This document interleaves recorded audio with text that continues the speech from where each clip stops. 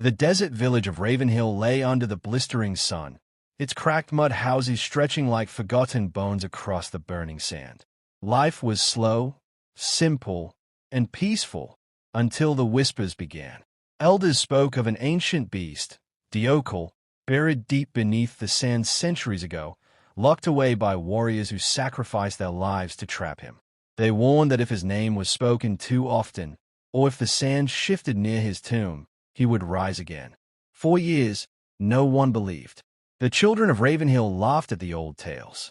But then goats began to disappear from their pens.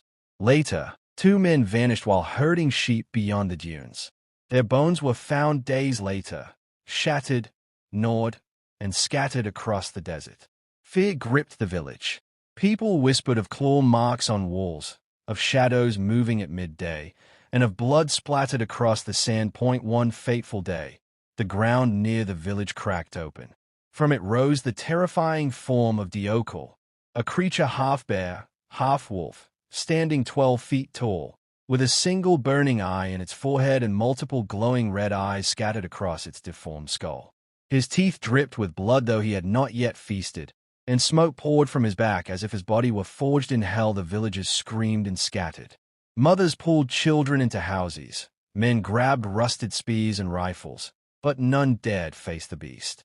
The sun blazed high in the sky, but even daylight could not erase the horror. Deokal roared, his voice shaking the cracked walls of the village. He strode into the streets, smashing doors, tearing roofs, and dragging screaming victims into the open sand. His claws sliced through flesh like paper, leaving behind trails of blood that boiled on the hot desert floor. By nightfall, half the village was gone. Only a handful of survivors remained, led by a young hunter named Ethan Crow, who swore vengeance.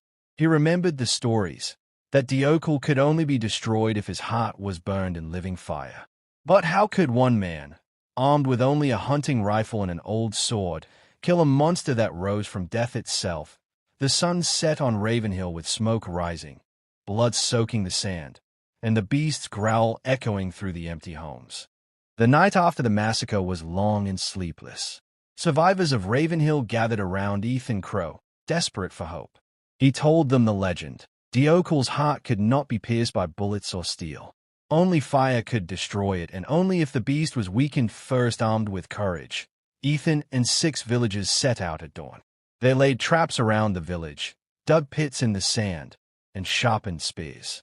The desert sun rose high, burning their backs as they worked, but their fear of Deokal kept them moving. By midday, the beast returned.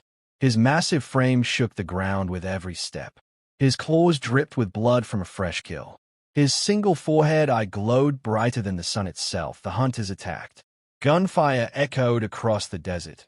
Arrows sliced through the air, and spears struck the monster's hide.